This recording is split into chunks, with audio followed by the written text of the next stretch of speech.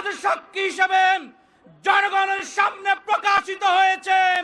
সাবেক উপদেষ্টা রেজওয়ানা চৌধুরী বন্যা বলেছেন তারা কাদেরকে মেইনস্ট্রিম হতে দেন নাই।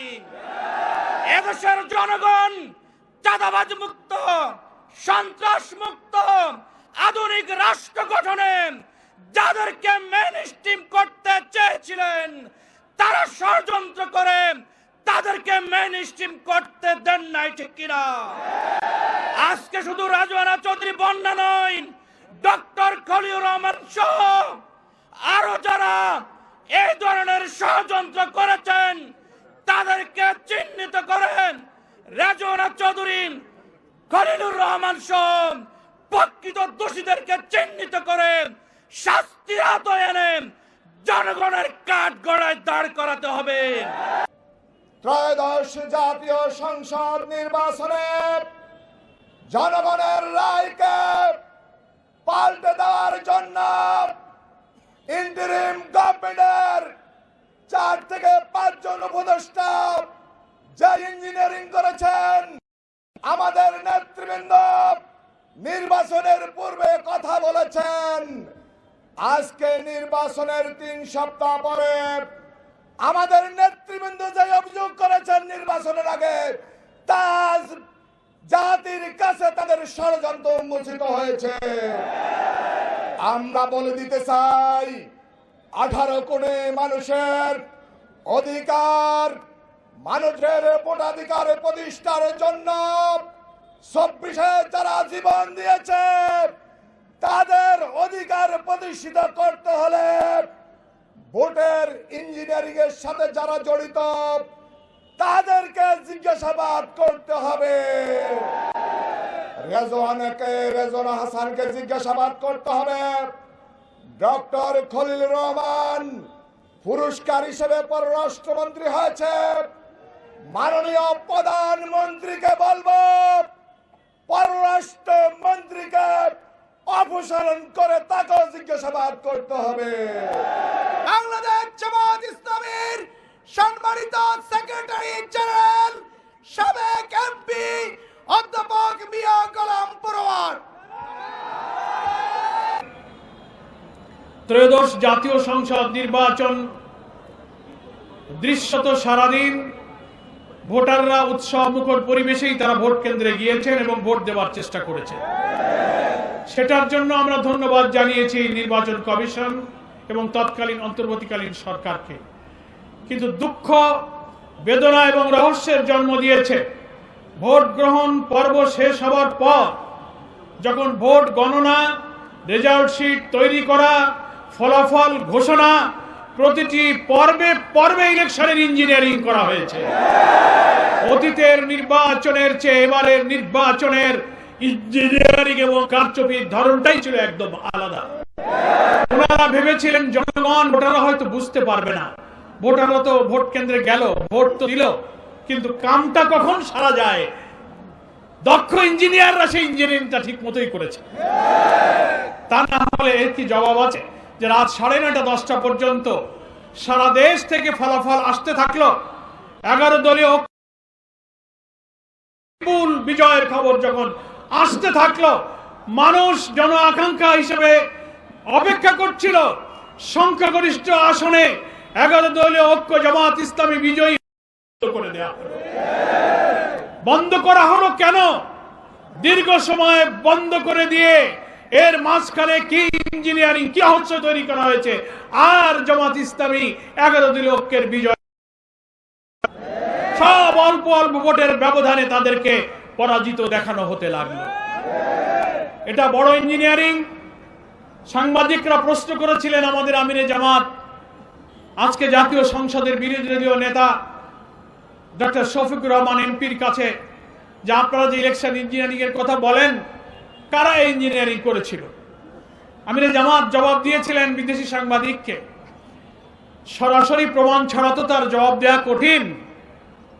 তবে অতীতে দেখা যায় যারা এই অপরাধ করে, যারা কারচুপি ইঞ্জিনিয়ারিং এ জড়িত থাকে, কোনো না কোনো ভাবে ওই যে আমি কলা খাইনি একটা গল্প আছে না, তাদের মুখ থেকেই একসময় বেরিয়ে যাবে। এইটা আমিরে জামাত কিছুদিন আগে বলেছেন, শুনেছেন আপনারা? তো আলহামদুলিল্লাহ একজন রাজসাক্ষীর বক্তব্যে সোশ্যাল মিডিয়াতে এসে গেছে। জামাত ইসলামীকে শুধু দায়ী করলে হবে না। রিজওয়ানা হাসান, সম্মানের সাথে আপনাকে বলতে চাই, আপনি সাবেক অন্তর্বর্তীকালীন সরকারের উপদেষ্টা ছিলেন। আপনি আপনার বক্তব্যের অডিওটা, ভিডিওটা আপনি বারবার দেখুন। আপনি কি বলেছেন? আপনি তার প্রতিবাদ এবং চারিদিকে যখন বিক্ষুব্ধ সমালোচনা, অভিযোগ, তদন্তের দাবি উঠল, আপনি সেটাকে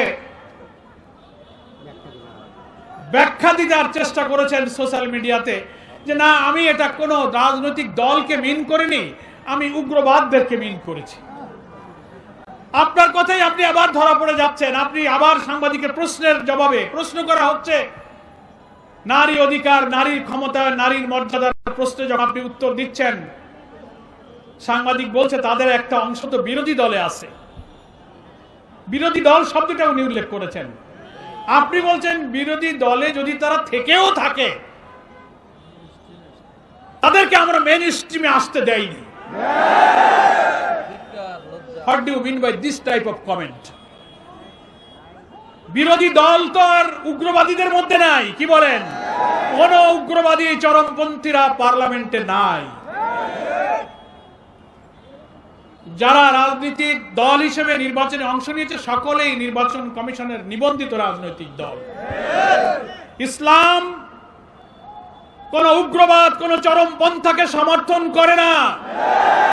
আপনি সাক্ষাৎকারে মিন করতে চেয়েছেন ইসলামী রাজনীতি যারা করে, নারীর ক্ষমতায়ন, মর্যাদার ব্যাপারে আপনি তাদেরকে দোষী করতে চেয়েছেন যে তারা সে অধিকার চায় না। না, বরং আপনারা নারীবাদী হওয়ার দাবি করে যা বলেন তার চেয়ে হাজারো লক্ষ গুণ নারীর মর্যাদা ইসলাম দিয়েছে। জামাত ইসলামী সহ ইসলামী দল, ব্যক্তিত্ব, স্কলার, মহান আল্লাহ তাআলা কোরআন মজিদে আমাদের নারীদের যে অধিকার এবং সম্মানের কথা বলেছেন, প্রিয় নবী মুহাম্মদ মুস্তাফা সাল্লাল্লাহু আলাইহি ওয়াসাল্লাম হাদিস শরীফের মধ্যে বিদায় হজের ঐতিহাসিক ভাষণে নারীদের যে মর্যাদার কথা বলেছেন, আপনাদের কোন সিডও, কোন আন্তর্জাতিক সংস্থা আমাদের মায়েদের এই মর্যাদা, আপনাদের কোন দর্শন, কোন তত্ত্ব, কোন সংস্থা তা নিশ্চিত করতে পারেনি। যে আপনি হচ্ছেন সেই ইঞ্জিনিয়ারিং এর একজন আত্মস্বীকৃত রাজসাক্ষী। এখন আপনাকেই এটা প্রমাণ করতে হবে যে বিরোধী দল বলতে আপনি কাকে মিন করেছেন। পার্লামেন্টে কি জামাত ইসলামী ছাড়া আর কোনো বিরোধী দল আছে? আপনি বারবার বলছেন আমি কোনো দলকে মিন করিনি। আবার আপনি আজকে দেখলাম এই কথা ব্যাখ্যা দিতে গিয়ে, নিজেকে ডিফেন্স দিতে গিয়ে আপনি আনন্দবাজারের সঙ্গে একটা সাক্ষাৎকারে আপনি বলে ফেললেন, এই কথাটা কেন বলতে গেলেন যে আমি যদি কোনো মবের শিকার হই তাহলে জামাত শিবিরকেই দায়ী থাকতে হবে। সি সি সি সি সি আপনি হয়তো কেন আপনি জামাত শিবিরকে দায়ী থাকতে হবে, এই কথাটাকে আমি মনে করি একটা উস্কানিমূলক কথা। আপনার এই উস্কানিমূলক কথা বলার তো কোনো প্রয়োজন ছিল না। জামাত ইসলামী তো কোনো মবকে বিশ্বাস করে না। জামাত ইসলামী কোনো মবের রাজনীতি করে না। জামাত ইসলামী নিয়মতান্ত্রিক, গঠনতান্ত্রিক, ওয়েল ডিসিপ্লিন, ওয়েল অর্গানাইজড একটা সংগঠন। আমাদের শত্রুরাও বলে জামাত ইসলামীর শৃঙ্খলা, আনুগত্য, নিয়মতান্ত্রিকতা, তারা এটার প্রশংসা করে।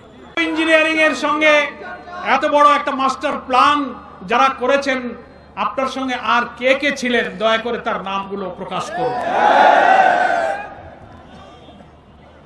লন্ডন কনস্পিরেসির হোতা হিসেবে যাকে দেশের মানুষ মনে করে ডক্টর খলিলুর রহমান, যিনি ইন্টারিম গভর্নমেন্টের সিকিউরিটি অ্যাডভাইজার ছিলেন। বাংলাদেশের অন্তর্বর্তীকালীন নির্দলীয় সরকারগুলোর একটা ট্র্যাডিশন আছে, একটা প্রথা, একটা ঐতিহ্য, একটা রেওয়াজ আছে যে যারা নির্দলীয় সরকারের উপদেষ্টা থাকেন একেবারেই ইমিডিয়েট তার পরের নির্বাচিত কোনো সরকারে, কোনো পলিটিক্যাল গভর্নমেন্টে তারা সাধারণত যোগদান করেন না, কেউ করেনি। আর আপনার ভূমিকার ব্যাপারে আজকে ক্ষমতাসীন সরকারি দল নির্বাচনের আগে বিএনপির অনেক সিনিয়র নেতারা আপনার বিরুদ্ধে অনেক বক্তব্য রেখেছে। আপনার ষড়যন্ত্র, নির্বাচনকে নিরপেক্ষ না করা, দেশের বিরুদ্ধে নানান ষড়যন্ত্রের ব্যাপারে বিএনপির অনেক সিনিয়র নেতারা যারা আজকে মন্ত্রিসভায় আছেন, সেই ভিডিও অডিও এখন অনলাইনে ভাইরাল আছে। তো এটা তো জাতি বুঝতে পারে যে ইঞ্জিনিয়ারিং এর সাথে আপনি একজন গুরুত্বপূর্ণ দায়িত্ব পালন করেছেন। আরো আছে, আস্তে আস্তে বলে ঠাকুর ঘরে কে রে, আমি কলা খাইনি। তো অনেক সময় ঠাকুর ঘরের লোকেরা এরকম হঠাৎ কেউ কেউ বলে উঠবে, না আমি কলা খাইনি। তো অন্তত দুজন তো পাওয়া গেল। আর যদি আপনাদের সহযোগী কেউ থাকে তাদের নামটা প্রকাশ করুন। আমরা বর্তমান সরকারের দৃষ্টিতে আনতে চাই, এই বক্তব্যটাকে পরীক্ষা করা হোক। রাজনৈতিক বিশ্লেষক, যারা চিন্তাশীল, যারা সিভিল সোসাইটি আছেন, এখন নীরব কেন? আপনি এই কথার ব্যাখ্যা দেন। বিরোধী দলে থাকলেও তাদেরকে আমরা মেইন স্ট্রিমে আসতে দেয়নি, এই কথার অর্থ কি? সমাজের সুশীলদের কাছে ব্যাখ্যা চাই। রাম বাম সেজে বাংলাদেশকে আমাদের জাতিসত্তা থেকে বিচ্ছিন্ন করার জন্য আন্তর্জাতিক চক্রের সিন্ডিকেট হয়ে যারা কাজ করেন, তারাই এই বক্তব্যের ব্যাখ্যা দেবে। আমাদের ব্যাখ্যা যদি ভুল হয়, আপনারাই সঠিক ব্যাখ্যা দিন যে বিরোধী দলে পার্লামেন্টে কারা আছে জামাত ইসলামী ছাড়া। হয় যেন রিজওয়ানা চৌধুরী হতে পারে, তিনি যদি অন্তরের দিক থেকে সিনসিয়ার থাকেন, অপরাধ না করে থাকেন, তাহলে তিনি অকপটে তার এই বক্তব্যের ভুল স্বীকার করতে পারেন যে আমি আমার কথা ভুল বলেছি। যতক্ষণ তা না বলবেন, ততক্ষণ দেশবাসীর এই বিশ্বাস করার যৌক্তিক কারণ আছে যে আপনি জামাত ইসলামীকে বিরোধী দল থেকে সরকারি দলে আসার পথে আপনারাই বাধা দিয়েছেন।